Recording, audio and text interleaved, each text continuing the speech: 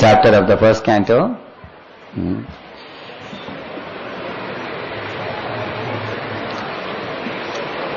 Did we finish lesson 13 or only up to 12 we finished? Anybody remembers? 13 is over? So we are supposed to start from the 14th one. 13? Okay.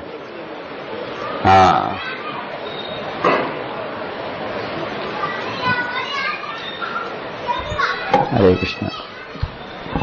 I was very inspired by some devotees who wrote a mail to me saying that some of the lessons they learnt in these classes they are applying in their everyday life. They came across situations where they felt very thankful for this discussion which we have in the Mala classes. Actually, the points given in Srimad Bhagavatam, Bhagavatam itself says, Shoka Moha Bhaya Apaha. By hearing the sound vibration of Lord Krishna, which Lord Krishna left behind when he went back to his abode. Puranarko Adunoditaha. This message of Bhagavatam has arisen in the age of Kali Yuga to dissipate the darkness of Kali Yuga. And also there is a promise given there by reading Bhagavatam and reciting Bhagavatam, the Shoka, Moha, Bhaya, all can be eradicated. There's another beautiful verse in Bhagavatam. It says that by discussing Bhagavatam, three people get purified. Vaktaram, Pritchakam, Shrotram. That means the speaker, the hearer and the questioner. Purusham Stream Punatihi, it says. All the three get purified, it is said. If you just participate, or you ask questions, or you speak, you get purified by hearing Bhagavatam. So, Vasudeva Kata Prashnaha. Vasudeva Kata Prashnaha. Purusham Stream Punatihi. Vaktaram, Shrotram, Pichakam, Tatpadasallam, something like that. All three get purified. So, the Bhagavatam itself says that by hearing Bhagavatam regularly, all that is troublesome to our heart will be destroyed. It says that. Actually, there are many people offering seminars and courses on transactional analysis, on how a husband and wife can deal with one another. There are people who are giving seminars on conflict resolution and everything. But if somebody studies Bhagavatam regularly, the Bhagavatam will make a person's heart into a golden heart, with all the golden Vaishnava qualities, by which one can solve all problems of life, including resolving conflicts, including resolving egoistic problems. Because the Bhagavatam offers a solution that transcends material world. On a spiritual platform, by which, one can situate oneself on a platform from where you can solve any problem. Like Prabhupada gives the example, if there is a rain shower, you need umbrella, isn't it? But if you go above the clouds, do you need umbrella? So, the small material methods to tackle the problems of our mind and ego, they are like small umbrellas. Even if you hold them, your leg gets wet, or back gets wet. But Bhagavatam teaches you how to go above the clouds, and the heavy acid clouds of Kali Yuga, acid rain clouds. So, what we are going to discuss today is a very special section of this chapter, very interesting section. And we will conclude, Krishna willing, we will conclude the chapter today. So, this is 18th chapter, text number 41. The right attitude of subordinates towards a leader. And how should subordinates treat a leader when he commits a mistake?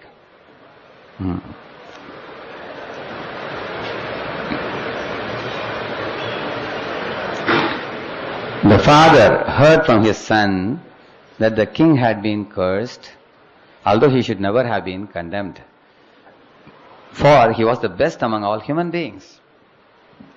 The rishi did not congratulate his son, but on the contrary, he began to repent, saying, "Alas, what a great sinful act was performed by my son. He has awarded heavy punishment for an insignificant offense." So, the rishi was also an exalted soul. If somebody is not exalted, then they would appreciate tit for tat. Isn't it? Like, sometimes amongst people, they criticize each other's parents. You've seen that? Like somebody is criticizing somebody's parent and that fellow gives another word back criticizing parents. And naturally the parents would like to see their children doing tit for tat. Isn't it? If he did this to us and we should do something in return.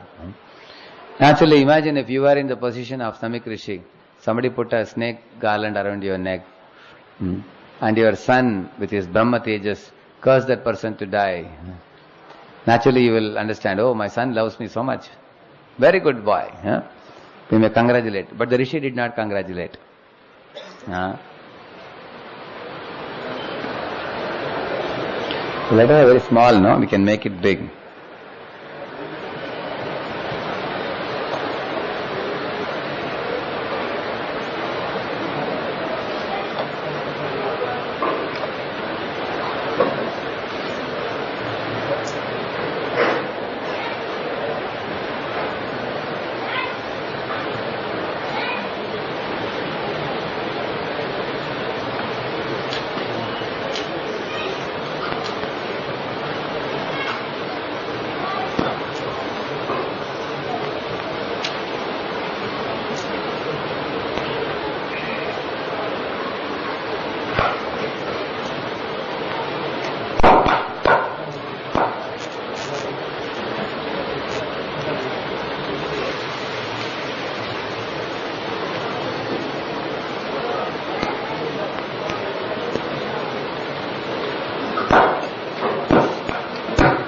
Only this much, huh?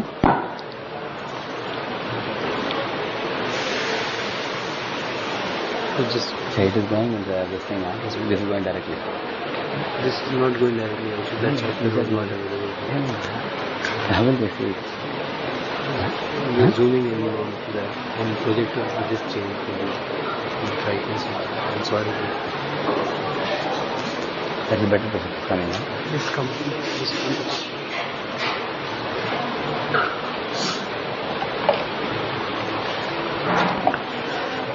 So the Rishi did not congratulate his son, which means he was not having a tit for tat mentality.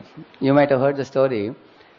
Once Shukracharya, who used to teach Mrita Sanjivani mantra to some people, one Kacha, he went and learnt some technique for, saving the dead soldiers, bringing them back to life. Using some Mrita Sanjivani mantra. So when he went to Shukracharya's house to learn, Shukracharya's daughter, Devyani, she fell in love with that brahmana. His name was Kacha, right? Kacha, I think. His name was Kacha. So this student, brahmana, he said, you are the daughter of my teacher and it would be inappropriate for me to marry you. Because I am coming to learn education from your father. For me to marry you would be inappropriate. I am sorry. But then Devyani became angry with him. She gave a curse back. She said, oh, you didn't fulfill my desire. I curse you that all the knowledge you acquired from my father, it won't come to your help.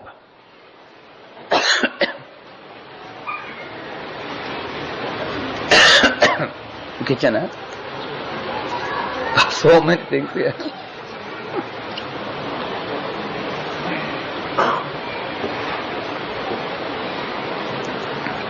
Then this fellow was no less. He cursed back. He told her, oh, you are cursing me? Now I take a curse, I give you a curse that you will never get married to a brahmana boy. Because you are a brahmani, you will not get married to a brahmana boy. So this is called what? Tit for tat. So in our life also we can ask, if somebody does something to us, do we do tit for tat? Or what do we do in such cases? If somebody insults me, then we would like to insult them back. Like somebody comes and tells you, Prabhu, one Prabhuji told that you are not very smart or you are not very intelligent. What would be the first response of anybody? Oh, who is that who said that? So and so said it. He is a big fool. That is why he is making comments about me like that. Like that people generally speak in this tone. Even before exactly understanding the situation. Actually, we become overwhelmed in such situations. Yeah, materially we become overwhelmed.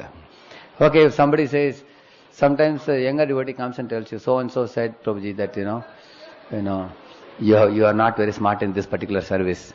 It's better not to invite you for this service. Oh, he said I'm not smart. He thinks he's very smart, more smart than me. So we get very angry and upset. So it requires a person to be spiritually very advanced to hear about one's own insult and not get disturbed and maintain one's cool head. It requires a very noble soul. Like Lord Chaitanya Mahaprabhu, personally he never took anyone like if somebody insulted him personally, like Ramachandra Puri, he never took any insult. He didn't retaliate back. But when Jagai Madai insulted Nityananda Prabhu, Chaitanya Mahaprabhu, he became angry like fire.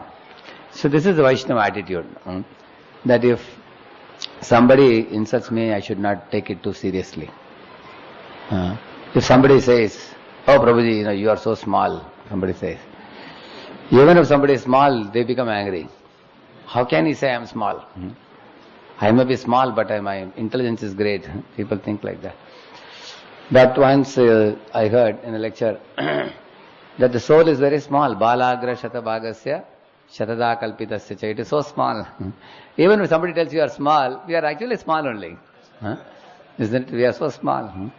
Why should we feel so bad about somebody calling us small? Or if somebody says, oh Prabhuji, I'm sorry to say you have committed mistakes. You don't have to become angry because the soul, conditioned soul has got 4 defects. One of them is what? Yeah, we are not God that we cannot commit mistake. God is the only one who is free from all mistakes. In our situation, we can commit mistakes. If somebody tells you, Prabhuji or Mataji, you committed a mistake, what we can say? Yes, Prabhu, it's likely. Can you please tell me what type of mistake I committed? So I may not commit it next time. I can learn always. Like Rupa Goswami had sent away Jiva Goswami, isn't it? Out of Vrindavan. Then Sanatana Goswami came back and told him that you have failed to follow one of the principles of Lord Chaitanya Mahaprabhu. He said. And Rupa Goswami was such a learned scholar. Still he asked his brother Sanatana Goswami, please tell me which one I did not follow properly. Then he told him, you didn't follow Jiva Daya principle. You did not show Daya to Jiva Goswami. So Rupa Goswami immediately took that advice. Actually, great souls are willing to accept their mistakes and rectify the situation. That's one of the nature of a great soul. Actually, we should never be self-righteous, thinking that I can never commit mistake. Actually, some people try to prove that they can never commit mistakes. They are always perfect. That is not a very good sign. Because Krishna will eventually put us in a situation where we will be forced to commit a mistake for everyone to see. So, when Samik Rishi learned that somebody has put a snake around his neck when he was doing meditation, and when his son came back, he just took the snake and threw it away. That's all. And his anxiety also went along with that. There was nothing to worry about it. He didn't even ask, who did this to me? Because he didn't have the aham bhav. Aham bhav means, he didn't think very great about himself. That how can somebody insult me? Sometimes asuras, when they say, I, Ravana, proclaims that I will do this, and all they speak like that, So that is called aham bhav. So this sage just threw away the snake and he didn't take it seriously. But when he came to learn that the son has given a curse to the king for this, not only he didn't congratulate him, he began to repent. He is repenting that it was a great sinful act to curse the king. See, Prabhupada writes in the purport, even if there is, in the beginning he writes, somebody can read that? Here is that. The king is the best of all human beings. He is the representative of God. See, king is the best of all human beings. That means he is called as a Nara Dev. Nara means humans. Dev means Lord. He is like a Lord amongst human beings, which means he is representing God. for all his praja.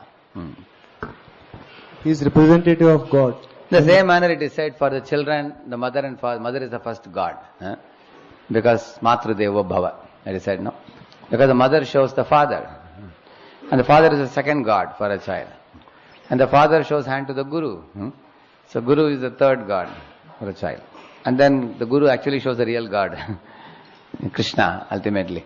And all the other people are representative of Krishna for the child. Similarly for the praja also, the king is the Naradev. The king is like a father, he is like a mother, he is like the representative of God. Like, see, God or Krishna is called Sammam Bonam. Sammam, the Sammam means sum total. Bonam means completely harmless, completely pure, who cannot cause any harm. Can a mother kill a child? Similarly, God cannot do any harm to his own part and parcels, living beings. He's a sum. So Bonam means all good. Sammam Bonam. The sum total of all good is called Krishna. Now the king is the representative of the all good personality of Godhead, which means the king should have very noble qualities, very exalted qualities. Like for example, he has to control the evil forces like the thieves and rogues in the country, and he has to give charity to the poor, and he has to make sure the yajnas are performed for the Supreme Lord, and he has to make sure that all the material facilities required for the living entities are provided also. He has to treat his praja like his own children, and the praja also would see him like a father, as a representative of Krishna. So although we have not seen Krishna face to face, if some representative is there like that, then one gets the same descending grace from such a king. Like Ambarish Maharaj was ruling the world. In his times it is said his praja were most happy, like Ram Rajya time also, or Prithu Maharaja's rule, or Yudhishthira Maharaja's rule. These are all very great kings, noble kings. So, actually saying he's the best of all human beings. Go ahead. And he is never to be condemned for any of his actions. In other words, the king can do no wrong. Can do no wrong. Which means generally the king will not commit mistake. If he is a person who commits the mistakes frequently, then he cannot be a king. They won't make him a king, first of all. In the Vedic times, they would be very careful to post somebody as a king. All the Brahminical board will come together, the brahmanas, and they would check who is fit for the king. It is not that somebody happens to be son of the king and he'll become the king. It's not like that.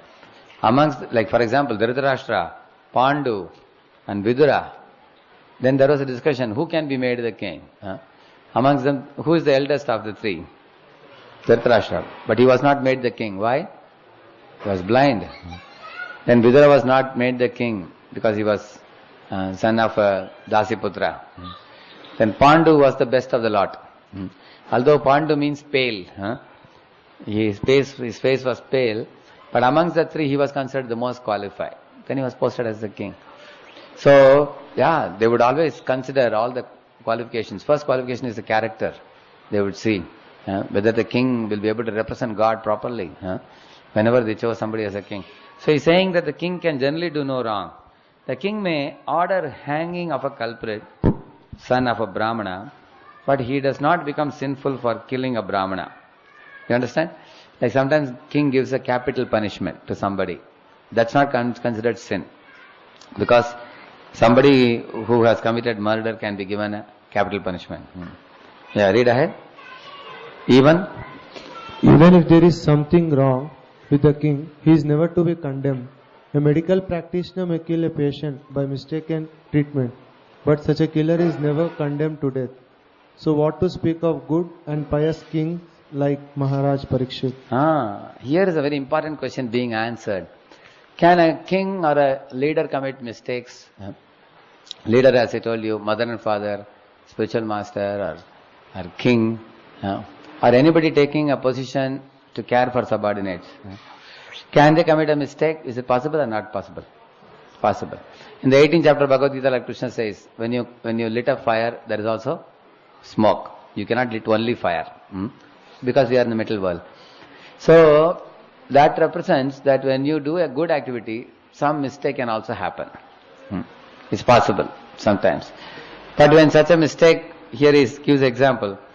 If a medical practitioner, a doctor is treating a patient for operating, but before operation they take a signature, correct? That we want to perform this operation, because some operations are so crucial that a patient may even die also because of the severity of the operation.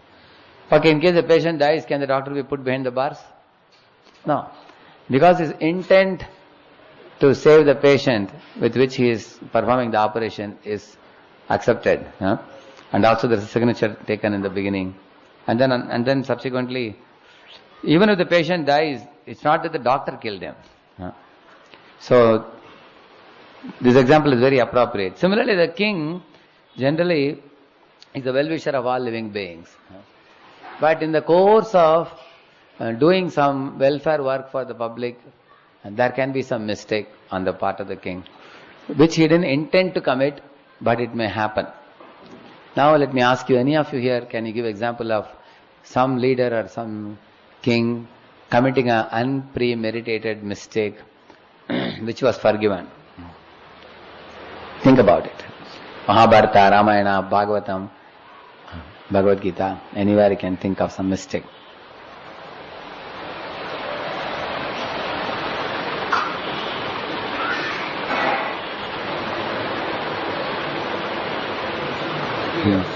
Huh? Take the mic.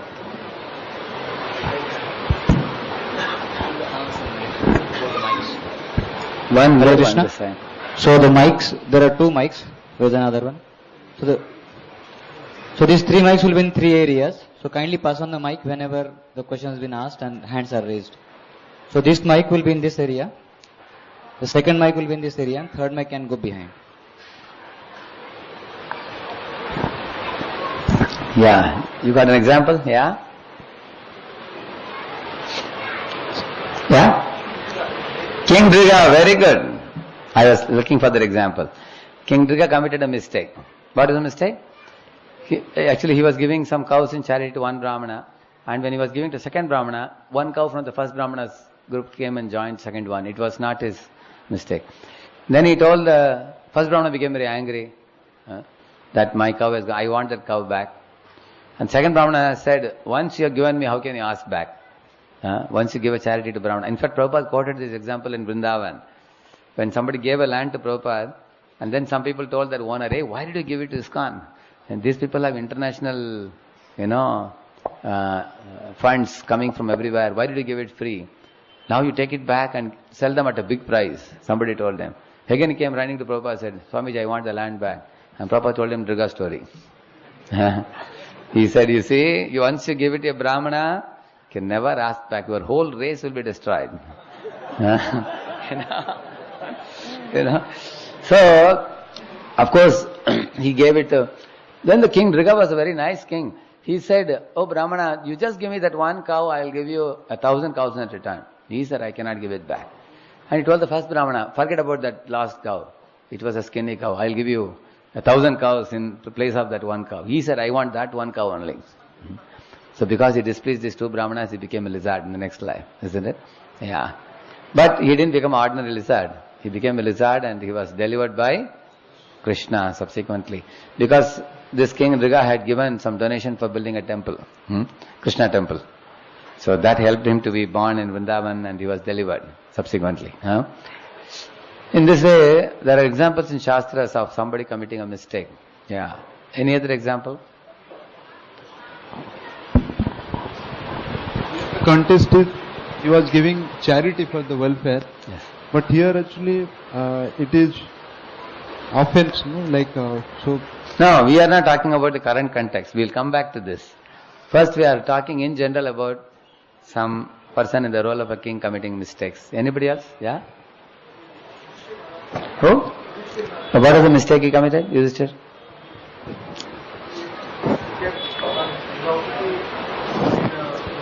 Stake. Yeah, correct. Keeping Draupadi on stake and allowing her to be brought to the public and be disrobed was a mistake for which he had to pay a very heavy price. 12 years they went to forest and suffered. Actually Yudhishthira Maharaj, many people ask, how can Yudhishthira Maharaj play gambling match? He's called Dharmaraj. So many people give different explanations. Some people say that, see, he just started playing little gambling and then he became intoxicated in gambling. So he went on playing and he kept Draupadi as a stake. This is some reason some people give. Some people say that, he was always obedient to the elders. So he could not refuse the instruction of his uncle Dhritarashtra. Because he was in mode of goodness, he could not rebel against his uncle. So he just agreed to play. Actually, all these are secondary reasons. The primary reason is Krishna wanted him to play. So that Krishna can show, in the presence of 5 mighty Pandava kings, none of them could help Draupadi to save her man, but Krishna had to come. And that talks about absolute surrender. For enacting that pastime, Krishna made these things happen. And also pure devotees are play toys in Krishna's hands, as we saw earlier. That's the right Vaishnava understanding.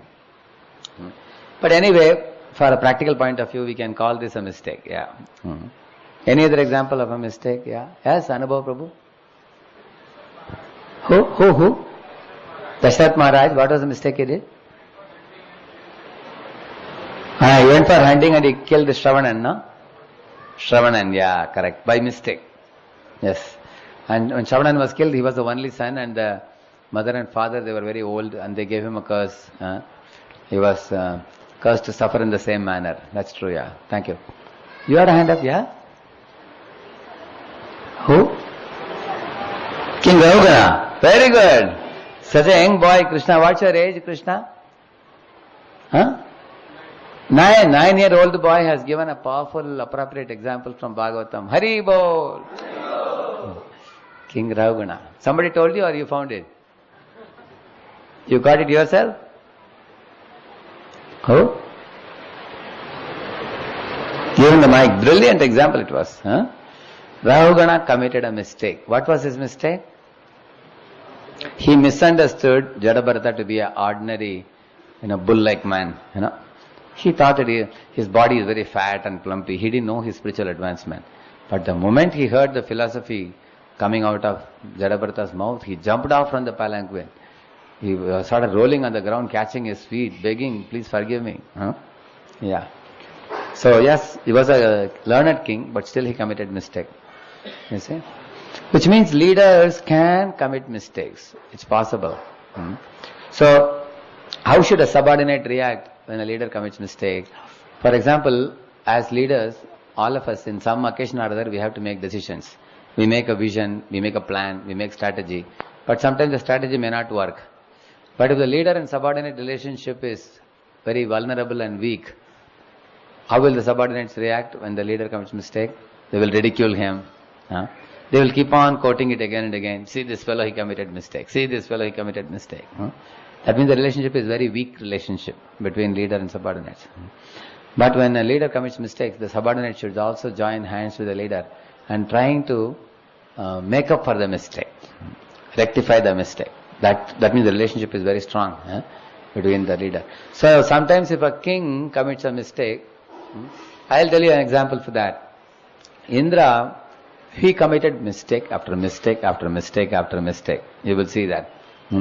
Like he only deputed Vishwarupa to perform yajna for the devatas. But Vishwarupa had a connection to Asuras and Suras from his mother's and father's side.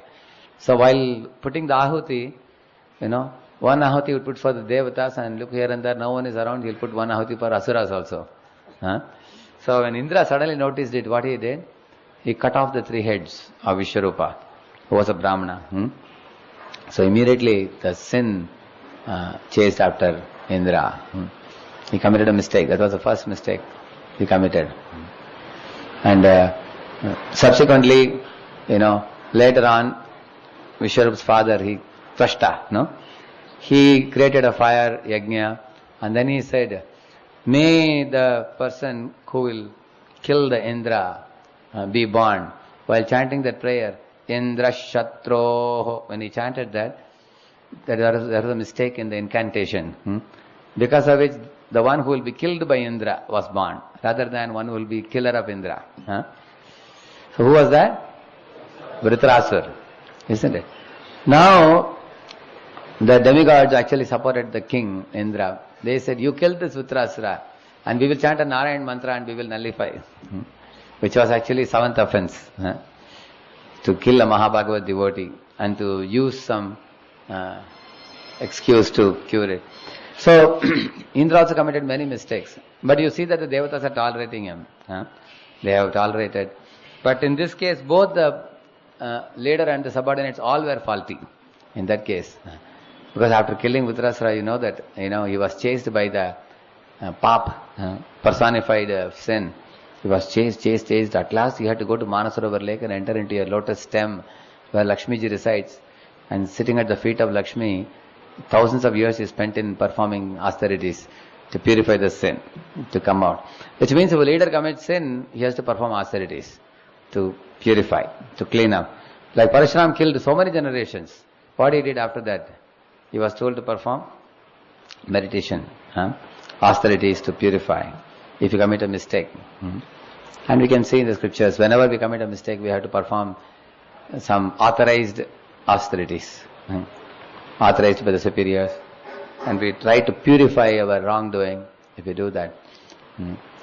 And here, Prabhupada is saying here, yes, Parikshit Maharaj committed a mistake. What was it? It was almost like a tit for tat. Because he was very thirsty, he was not given water or a sitting place. He became angry. He took a dead snake and put on the neck of Samik Rishi. That was a mistake he did. Now what could be the punishment for this mistake? That Samik Rishi should decide. He is a more learned person. The son could have simply come to the father and told, now you decide what punishment should be given to the king. And also there is one verse, Teji Yasam. I don't remember the full. Prabhupada says Teji Yasam means when very great souls like Lord Shiva, Teji Yasam? No? Teji Yasam na doshaya. Prabhupada quotes it in Krishna book. If somebody is a very exalted soul, if they commit a mistake, like Lord Shiva, Prabhupada says that, example. Somebody very, very exalted personality, if they commit a small mistake, it is not taken very seriously. Because of such a great personality, like Brahmana commits a mistake and a Shudra commits a mistake, it's not the same. They are all given different punishments. Like for example, if Shudra commits a mistake, you put him on the back of a donkey, you shave up his head and put all dots on his body and pour oil over his head and send him all around the village, round and round with some people playing kettle drums. Here is a fool. Even after going around for 5 times and coming back, he is laughing. That is why such punishment is given. But a Vaishya should be levied a heavy fine because he values money a lot. Isn't it? And similarly, a Kshatriya, he is humiliated because humiliation is worse than death for him. For a Brahmana, one word is enough. You ask a Brahmana, you did this, really? That is enough for him. For lifetime, it will be ringing in his ears. He will not forget. So the punishment is not the same. People who with a high degree of integrity, they don't need a big punishment.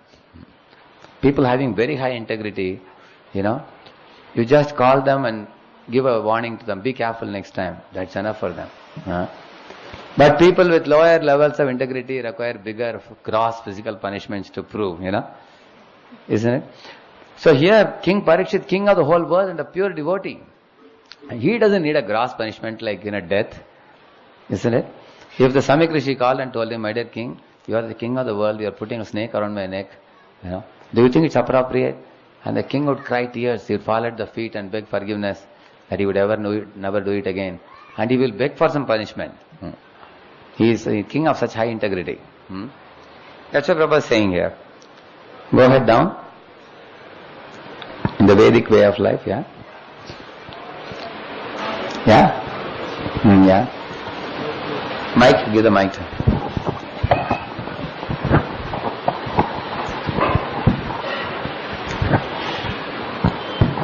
Hare Krishna Prabhu. In this case, when Indra is committing mistakes, we find all the demigods are also with him and they are also fighting the battle, even though Indra is committing mistakes after mistakes.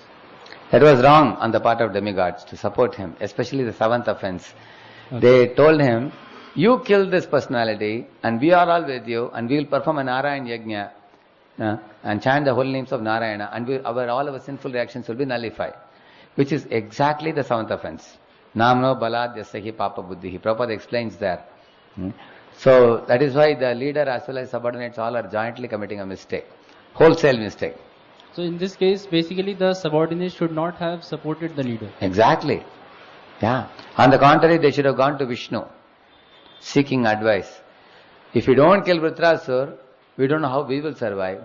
And if we kill Vritrasur, he's a Mahabhagavat. Yeah? Then we commit a, what do you call it? Brahma Hatya. So my dear Lord Vishnu, what is your advice? That's what they should ask. But they were too quick to kill him. They wanted to kill him. Yeah. So demigod should have approached the Supreme Lord in that situation. Yeah. But there are examples where a king commits a mistake and the subordinates tolerate it because it wasn't a very serious mistake. Can you give an example for that? Like Yudhishthira Maharaj committed a mistake. I'll tell you how. Yudhishthira Maharaj, the problem with Yudhishthira Maharaj is he's too forgiving. That is his problem. So he told Duryodhana, now it's the last part of the Kurukshetra battle. Amongst you can choose anyone you want.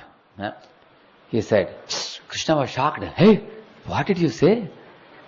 He took Yudhishthira privately in confidence and said, what a blunder you committed. In case he says Nakula or Sahadev, let them fight with me. Very easily he will finish them. And if he finishes one of these two small kids, they are the youngest ones, Nakul, Sahadev, then the Pandavas have to return back to forest again for another 12 years. So Krishna felt very bad. He told Yudhishthira, you are extremely liberal. Your being liberal is your problem. He said. And then what happened? Fortunately, Duryodhana did not choose Nakul Sahadev. His ego was too big. He said, why should I choose these small fellows? Because the world will laugh at me that I chose a tiny fellow and then I finished him and the whole world will talk bad history about me. He couldn't find anybody equal compared to him other than Deva. See? So Yudhishthira committed a mistake. Yeah. There was also some more mistakes committed. For example, Yudhishthira Maharaj told Abhimanyu that you are the only one who knows how to enter into the Chakravyuha. None of us know. On that particular day, the Kauravas are planning to capture Yudhishthira Maharaj completely. And once they capture him, the war comes to an end. So the Pandavas said everybody was afraid that Yudhishthira Maharaj should not be captured by the Kauravas. So they put Abhimanyu in the front and they all tried to follow behind. But at one point of time, the Jayadratha and company, they came and interfered with the phalanx in such a way that Abhimanyu was separated and the Pandavas could not proceed ahead. In this way, Abhimanyu was, practically cornered alone, and 7 Maharathis attacked him and killed him. So now it was Yudhishthira Maharaj's plan to put Abhimanyu in the front. Now, of course, Arjuna didn't become angry with him because it was absolutely essential at that particular point of time.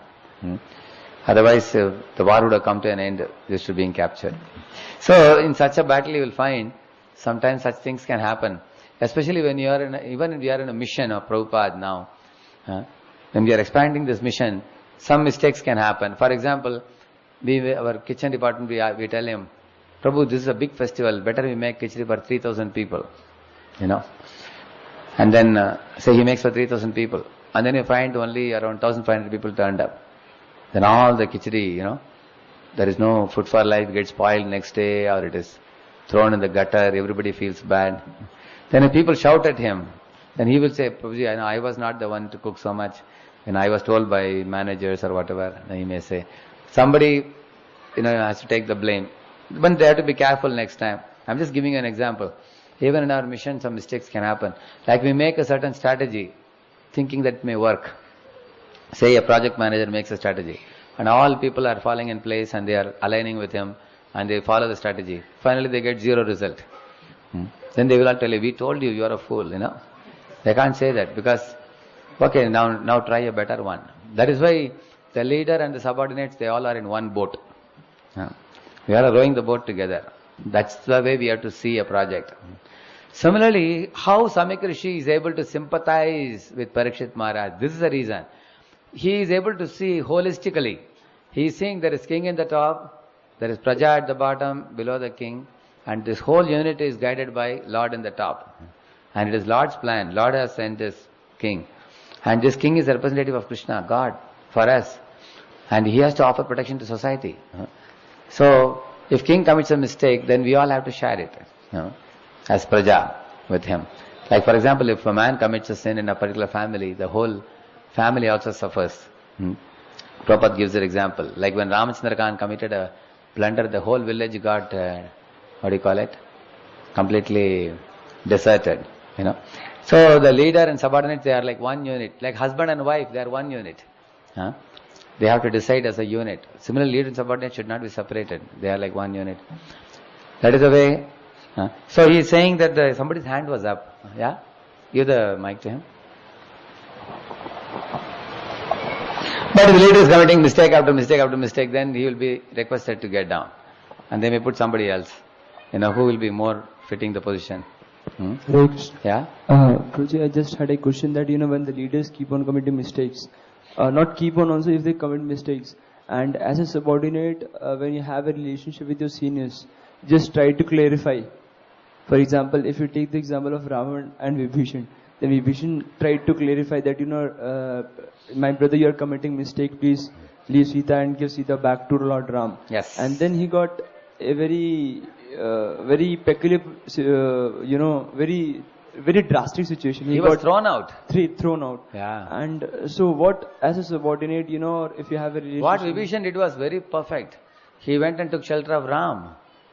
But if you come down into very practical situations, now if I... So you should go to his superior. Because none of us in this world are independent. Every superior has a superior above except Krishna. For example, in a family, children have their superiors, mother and father. And a woman has a superior, her husband. And husband has a superior, Guru. Guru has a superior, God. There is nobody above God. And God can never commit a mistake. God can never be at fault. He will never say, oh sorry, somehow you committed a mistake. Krishna will never commit a mistake. And less than Krishna, everybody can commit a mistake. And we can always go to somebody above. Above our superior. We'll go ahead. Please read ahead.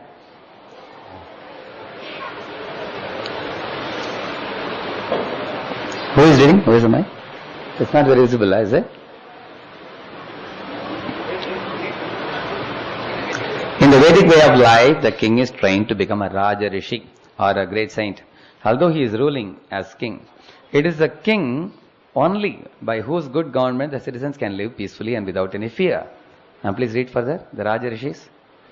The Raja Rishis would manage their kingdom so nicely and piously that their subjects would respect them as if they were the Lord. That is the instruction of the Vedas. The king is called Narendra, or the best amongst the human beings. How then could a king like Maharaj Parikshit be condemned by an inexperienced, puffed up son of a brahmana, even though he had attained the powers of a qualified brahmana? Since Saumika Rishi was an experienced good brahmana, he did not approve the actions of his condemned son. He began to lament for all that his son had done, and the king was beyond the jurisdiction of causes of a general rule. And what to speak? Curses of a general rule. And what to speak of a good king like Maharaj Parikshit? The offense of the king was most insignificant, and his being condemned to death was certainly a very great sin for Shringi. Therefore, Rishi Shamika regretted the whole incident. Yeah. Samak Rishi was an experienced brahmana. And a good brahmana. Unlike his Shringi son, who was an immature upstart. So being an experienced brahmana, what it takes for a person to be experienced? Experienced person means he does not make snap decisions. He always, thinks twice. Whenever something uncommon that happens in his life, he does many things. One of the first things he does is, he doesn't take snap decision. Because he knows very well that when we are emotionally vulnerable, we should not decide on anything.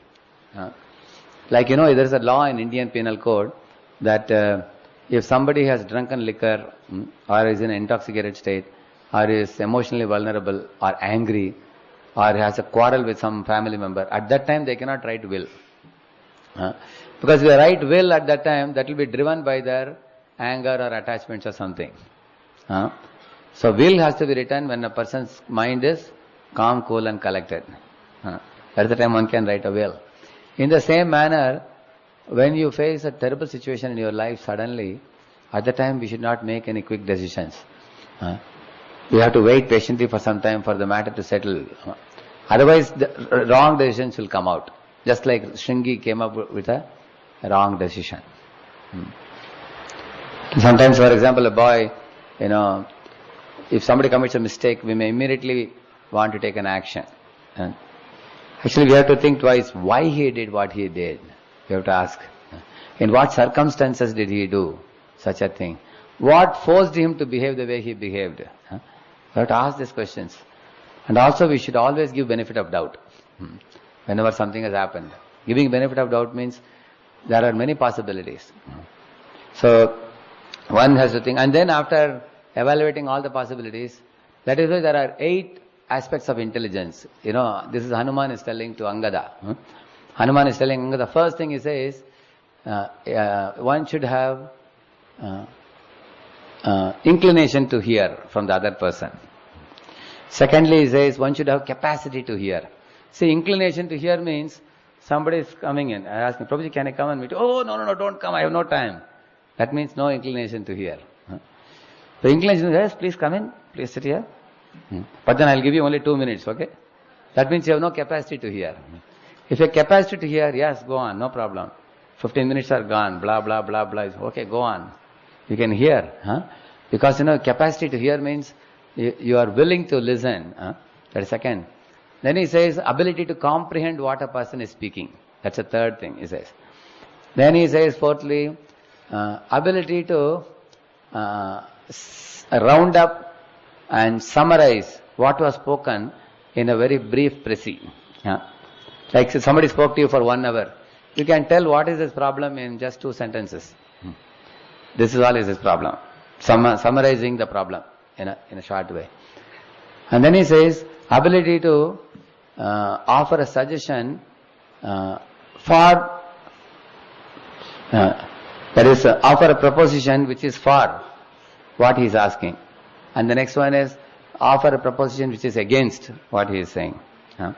So that is also the 5th and 6th one he says. And then he says, the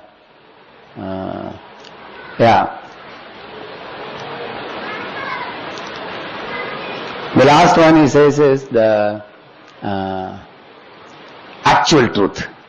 Ascertain the actual truth. That's the last thing, 8th thing. 7th thing, one more thing he says is offering a suggestion for the proposal, offering a suggestion against the proposal. And one more thing he says, I don't remember. What is it? Deep insight. The earlier one was actually summarizing the problem, but here having a deeper insight, which commonly many people cannot see. So these are the 8 attributes of intelligence Hanuman is telling to our Angada. So he says that Angada has that type of 8 types of attributes in his intelligence. He says. So the idea is what? Whenever a problem happens, we have to give benefit of doubt and think twice before we act. That's the whole point. That means you are experienced. So here who is experienced here? Samik Rishi. Okay, he saw the snake around his neck. Instead of becoming wild immediately, he thought, why the snake? Who put it? In what circumstances they put it? Something must have impelled him to put the snake. Let me find out what is the cause. Like that he thought. So he's more experienced. Unlike the upstart son, Shringi, who immediately spelled out a curse. You see? So this teaches us a very important principle. Look before you leap. Think twice before you act. I had a question in this. So here we find that Shringi is immediately cursing Parikshit Maharaj on seeing the dead snake.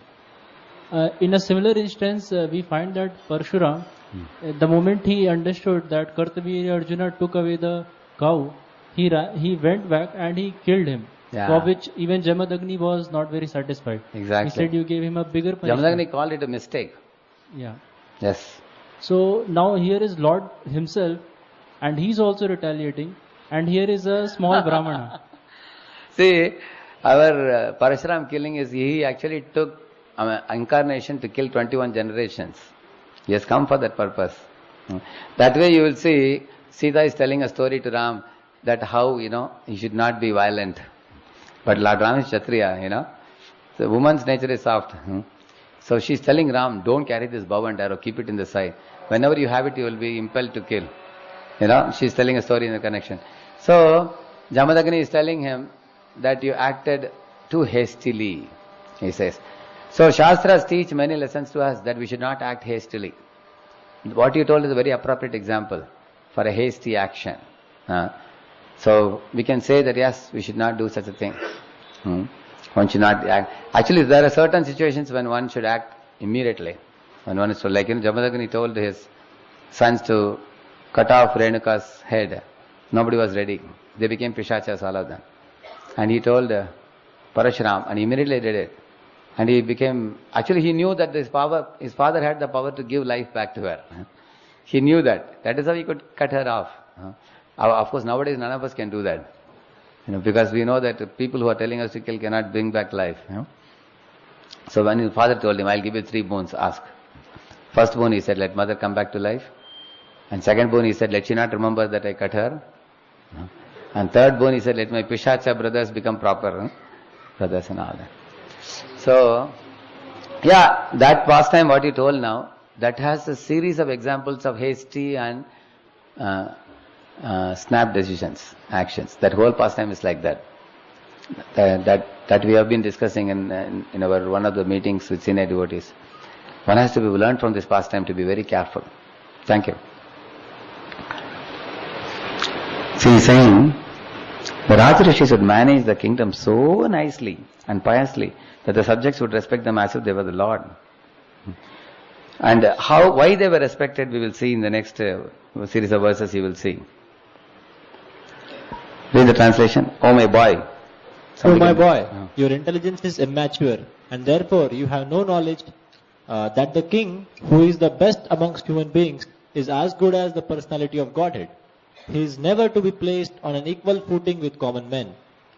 The citizens of the state live in prosperity, being protected by his unsurpassable powers.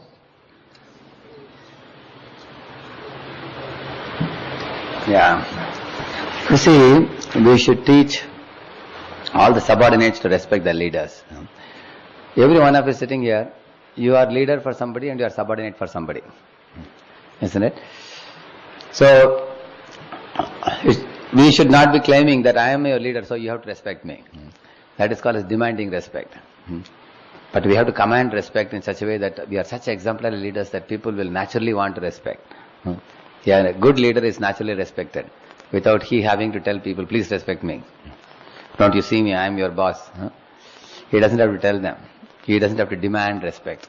Naturally people have to respect. But I can tell you one thing.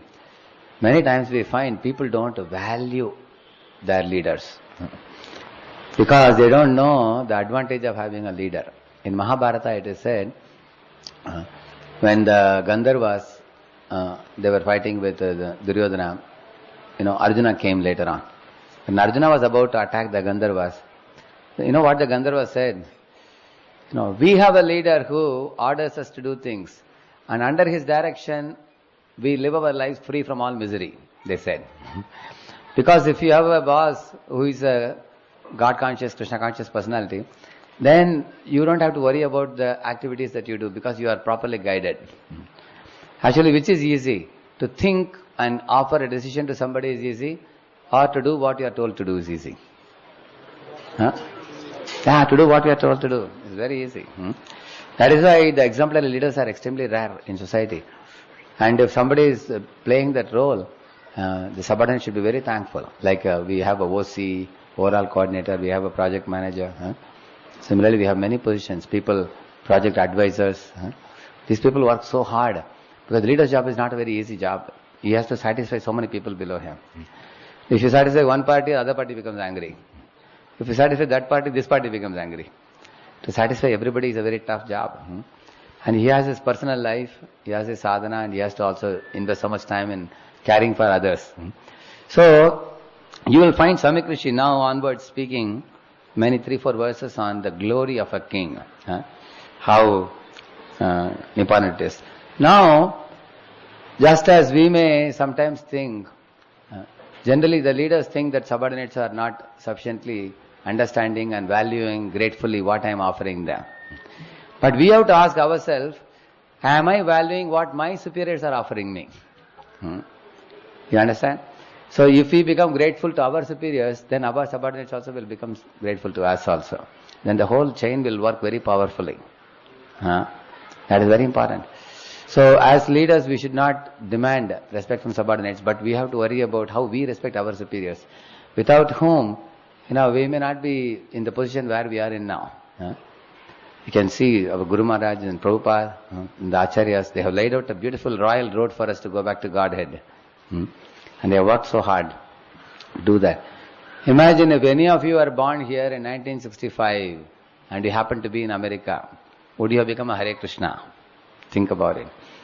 And you are working in a big office in New York and you saw this Swamiji in Bowery.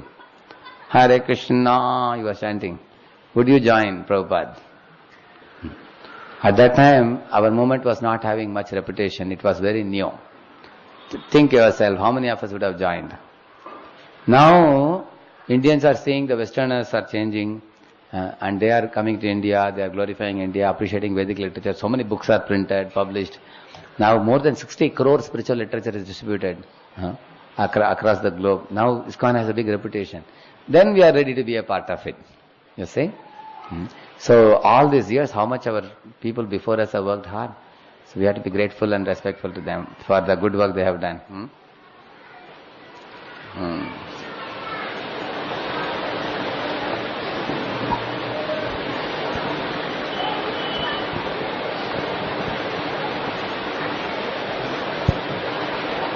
Yeah.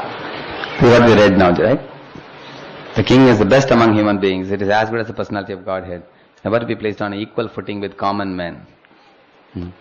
The citizens of the state live in prosperity. So here comes another important point. Who all do you think deserve your respect? Can you say? Any of you? Take the mic. Who all deserve special extra respect from you? Like your mother and father, Who else? Yeah? Those who are spiritually advanced than us. Okay, those are spiritually more advanced than us. Then? Those are elderly than us. Those who are elderly than us. For example, somebody may not be even initiated, but they may be 60 or 70 years old. For their age, we can respect them. And we can be a little extra careful while dealing with them, because they're aged, yeah? And those who have knowledge more than us. Those who have more wisdom than us, if they're able to give us some expert advice, we can respect them. Who else? One who brought us in Krishna consciousness. Okay. Naturally. Who else? Those who? Those who are in post. That's correct. For example, say some of you are in third year now. One of your friends becomes a OC. So should you treat him as an equal friend, or you have to respect them specially? Yeah. Although from one point of view they are equal friends, when a person is offered a post, he is seen distinctly. That's what he says here. If you see, the king is the best among human beings. He is as good as the person of Godhead. He is never to be placed on an equal footing with common men.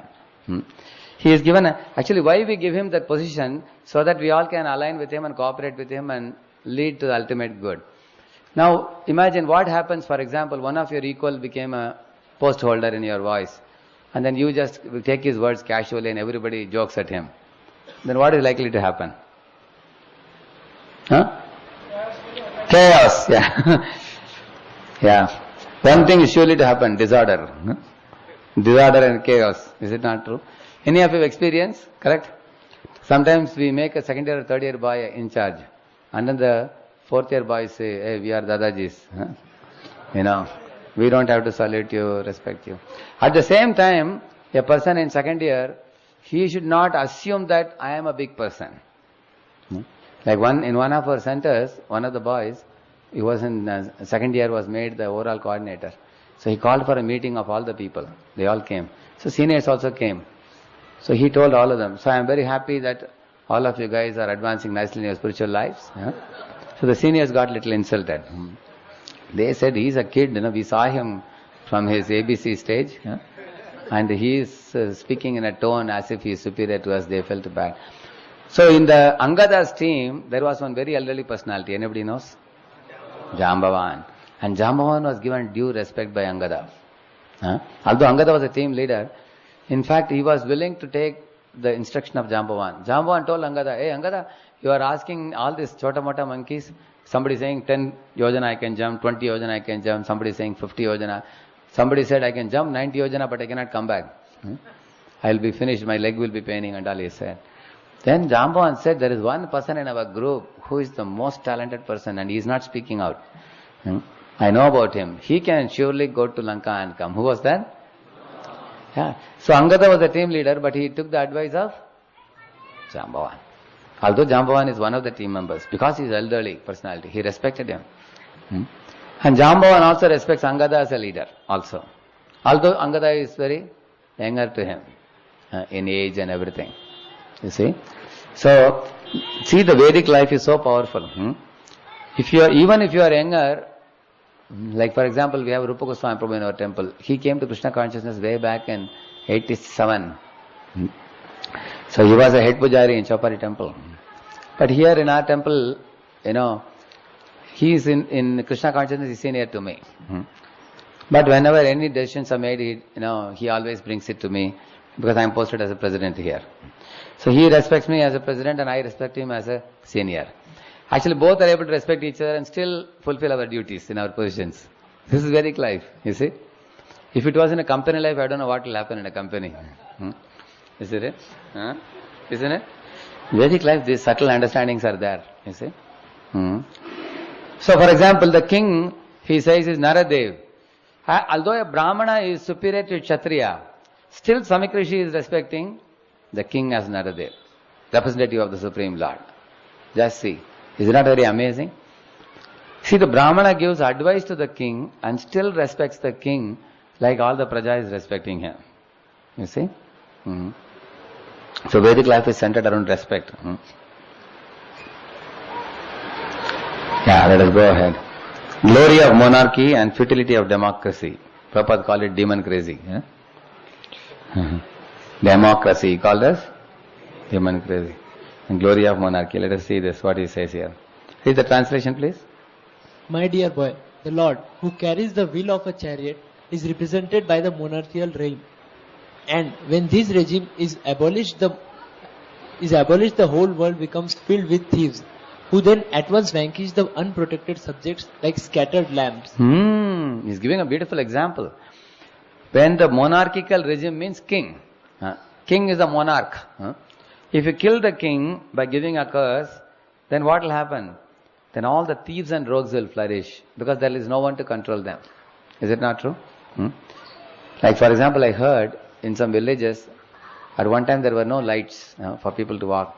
So when people would go through the roads, the thieves would jump out from the dark and they would attack and loot all the money. Sometimes they would kill people also. And once they put on all the street lights, big powerful lights, then no thief would come. Because all the sinful activities are done in darkness. So the king is a person who himself roams in disguise many times. Or he sends jasus, spies here and there. And he makes sure that the good people are protected from thieves, rogues, such kind of people, or people who come to create trouble to the public. Is it not true? Kings were very vigilant about this. And the king also has another duty, to make sure that all the praja, they don't stoop in sense gratification, but they come to temples, they perform yajna, sacrifices, and the children get sanskars. The law and order is properly followed in society. Like Gandhiji once said, when will the time come when a beautiful woman can wear gold and silver and diamond, all necklaces and her ornaments in her body, and dressed in a silk saree, she can be lying under a tree at 12 o'clock at night and no man will want to touch her. When will that time come in India? When will that Ramarajya come? Like that Gandhiji once wrote in a letter. Because nowadays if a woman is alone and she is lying under a tree at 12 o'clock, somebody is likely to come and catch her hands. But in the Vedic times, if somebody would touch her, next moment his hand will be cut off. You know, and God knows who cuts his hand, because the kings had so many spies. So many spies all around. Nobody could do a wrong thing. In fact, Prabhupada writes in one purport, everybody has to follow Ekadashi Vrata also. If somebody doesn't follow Ekadashi Vrata, their names will be taken and given to king for punishment. Yeah. Just see how the rule was in those days. Nowadays, many people don't even know what is Ekadashi nowadays. So like that he is saying, let us read the purport. So he is saying, all the praja is like lambs.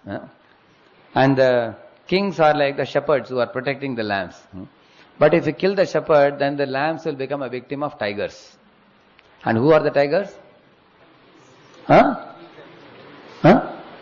Rogues and thieves. They are the tigers.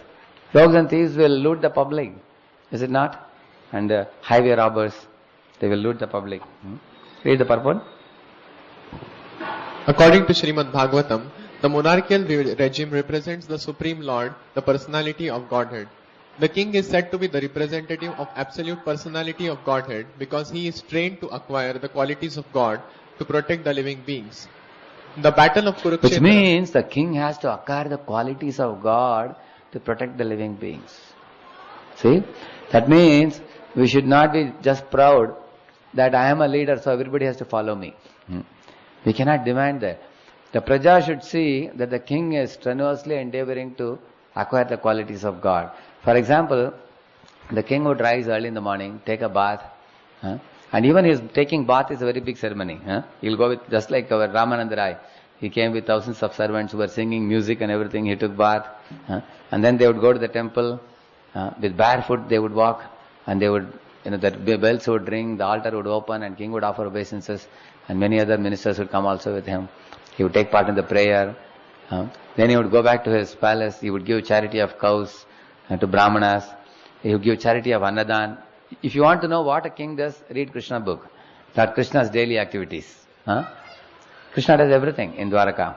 What a king would do. Then he would sit in a yajnik sacrifice. He would perform yajna also. And then he will meet his...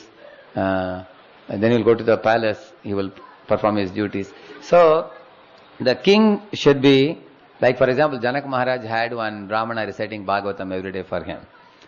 So the kings had people reciting scriptures for them to learn from scriptures in a moral and spiritual instructions to apply. Similarly, if any of us claim I am a leader, we have to ask the question to ourselves, how perfectly I am executing my duties as a king, as a leader, and how much I am executing my duties in terms of endeavoring to improve my qualities. That means he says our quality should be like God's quality. Can we make comparison? And we can also ask ourselves, what qualities am I lacking in me that makes me unfit to be a leader? We can ask. So you all can note down this question. What are the qualities that I am endeavoring for to achieve in my life, to play my role properly? Another question is, what are the qualities that I am lacking in me, which I am not even endeavoring to improve, and I am thinking it's all right, going on, which will discourage my subordinates. Is it not true? My lack of certain qualities. Like for example, if a leader has, first one is, what are the qualities that I am trying to acquire, like the God's qualities, pure qualities, and I am endeavoring to acquire them. And secondly, what are the qualities which I lack in me, but I am not even endeavoring to acquire them? Like for example, as leaders we may be authoritarian, we try to push down the throat some decisions. Is it not true? So this is one example. We could give many examples like this. We can see our deficiencies. Like we may lack humility, we lack tolerance, we lack patience. Why a leader will lack patience? Because he wants quick results. Is it not? A leader may lack forgiveness also. So these are qualities. We may lack tendency to congratulate and appreciate those who have done good things. We may lack these things. So when we lack these things, then we can work on them. So he's saying that. What he says? Why is the king called as representative of God? Read again. Because? Read it in the mic. Read in the mic, yeah. The king is said to be to be the representative of absolute personality of Godhead because he is trained to acquire the qualities of God to protect the living beings. Why he requires qualities of God? For protecting living beings. So otherwise he cannot actually protect them. You can only give protection to people below you if you are trying to acquire the qualities of God. Then only you can offer protection. Otherwise we cannot superficially see. Holding a post is not a political thing. That somebody was told that, okay, here is a bunch of 20 people, you become a leader. Those 20 people are not going to accept you as a leader unless they see you endeavoring to acquire these qualities. Then only they can accept. Even counselor we make. Imagine 50 people I take and call one person, say, all of you 50 guys accept this fellow as counselor. Can they accept? Yes, they will, provided they find this person is capable of offering that type of shelter. Then they may accept. Otherwise, they don't find him qualified, they will overthrow him, they will not accept. They will live independently. Beautiful point. This purports are so. Go ahead. The battle of Kurukshetra was planned by the Lord to establish the real representative of the Lord, Maharaj Yudhishthir. An ideal king, thoroughly trained by culture and devotional service with the martial spirit, makes a perfect king. Yeah. Such a personal monarchy is far better than the so-called democracy of no training and responsibility. You see, a king, ideal king means he should be a Raja Rishi. Rishi means he is expert in devotional service. And Raja means a Kshatriya spirit, chivalrous spirit. He can control the evil elements. A combination of these two makes a perfect leader. This is not only true for a king, this is true for any leader. If a leader lacks any one of these two qualities, he cannot be successful. For example, if he lacks devotional qualities, he will only be a Kshatriya who is likely to become aggressive. And due to his aggressive nature, he will never be able to bring about team spirit in his team. Can never bring about order, and he will never be able to inspire due to his only aggressive nature. But if a king is only saintly, there were kings like that. This king next to Prithu's son, what is his name? Vijitashva. So this Vijitashva means horse. Vijita means conquered. So he brought the horse back from Indra. That's why it's called Vijitashva. His another name was Ajita, I think. So this king, son of Prithu, he was very, very soft. Even when Indra was seen in the Yajna arena, coming to steal the horse again in the Veshabhusha of a sannyasi. Correct? He was coming. So Ajita still did not kill him. So Indra was very happy. Indra thought, such a nice king that he doesn't take action on me. If a king is very mild, all the praja who want to have freedom to do nonsense, they will all be happy. You understand, no? Yeah. So this king was very mild. Later on, after Prithu, he was made the king, but he remained king for a very short time. And then he immediately left after that. Yeah, because he did not take action on Indra also. In fact, that Rishi, what is his name, Vasishta? He was shouting at him, kill him, he said. This fellow is Indra. He is coming in the disguise of a sadhu. He is not a sadhu. Kill him. But again and again he took the bow and arrow. He could not kill him. Because he saw that he is in a sadhu's dress. He could not kill him. He was very... So, you will find in the Bhagavatam many examples of kings. If they went to either extremes. Vena, for example, had an aggressive spirit. But he had no faith in Supreme Personality of Godhead. So brahmanas just were so disgusted with him. Like that they said. And with that hunkar they killed him. By that only. So this extreme of aggressive king is who? Like Hiranyakashipu or Vena and all these people. And the example of a mild king also you can find in Bhagavatam, who may be a devotee of the Lord performing yajna and all, but he doesn't have a Kshatriya spirit. So he cannot destroy the evil elements at all. Then all nonsense will be happening in his kingdom and the whole thing will go down like that. That is why Narada came to the court of Yudhishthira Maharaj. He asked him, my dear king, are you becoming too religious, forgetting the profits? Or are you becoming too oriented towards gaining profits and giving up religious principles? Or are you treading the path of pleasure which makes one glide down to hell, foregoing both religion and profit? See, this may appear a bit complex, but put in a simple word, he asked him, are you doing only dharma forgetting artha? Or are you only working for artha, forgetting dharma? Or have you foregone both dharma and artha for the sake of kama? Either he asked him. So a king should do yajna. When there is a war, he has to go and fight the battle. When there are thieves, he has to control. Can you give example from Bhagavatam? Chivalrous kings who were pure devotees of the Lord, who showed a very strong Kshatriya chivalrous tendency when there was a need. Yeah? When Prahlad didn't show. Who? He's saying Dhruva Maharaj. Dhruva Maharaj killing yakshas. But he became overly aggressive. That is called Ati Rosh. But I am looking for a Rosh only, not Ati Rosh.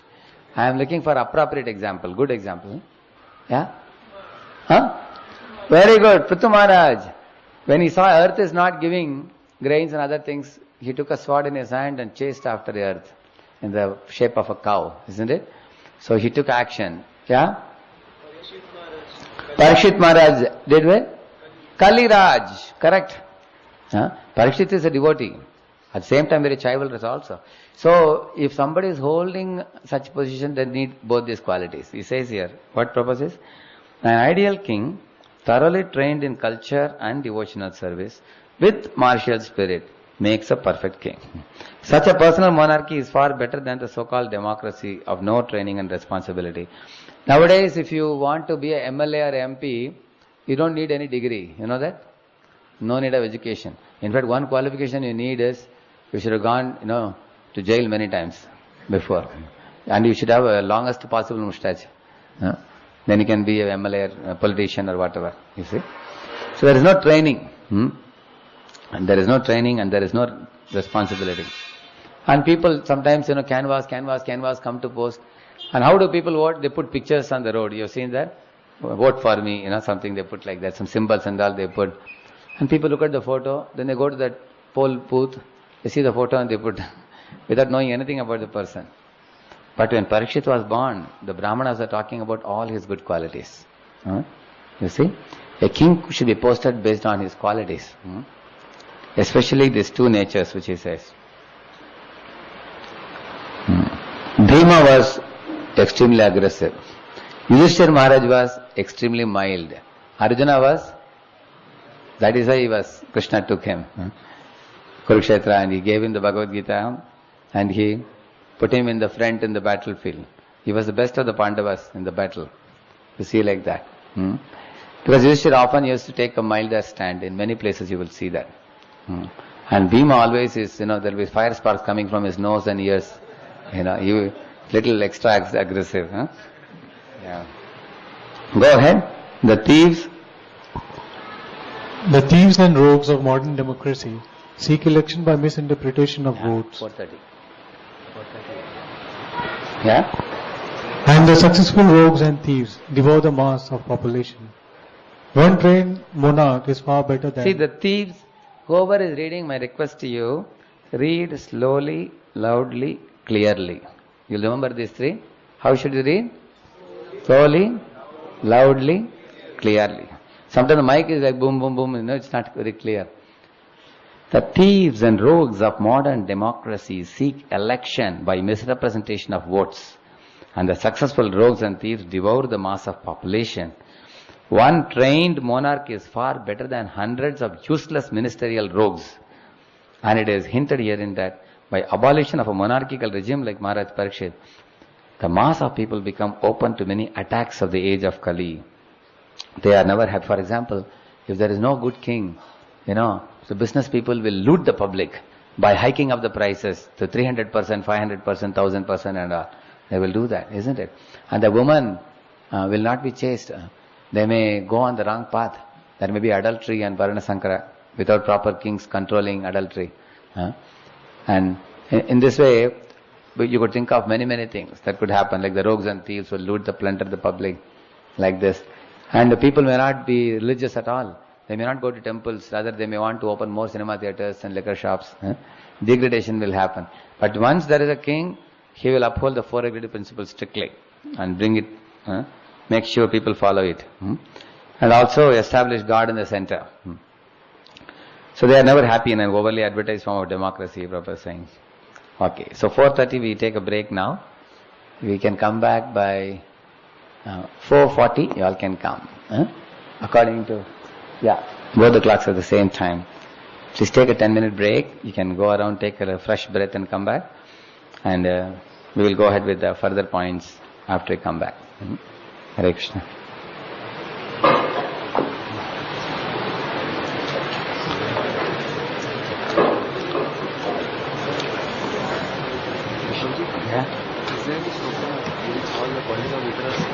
Oh, Bhishma is speaking. We have a long list. I'll give you a book.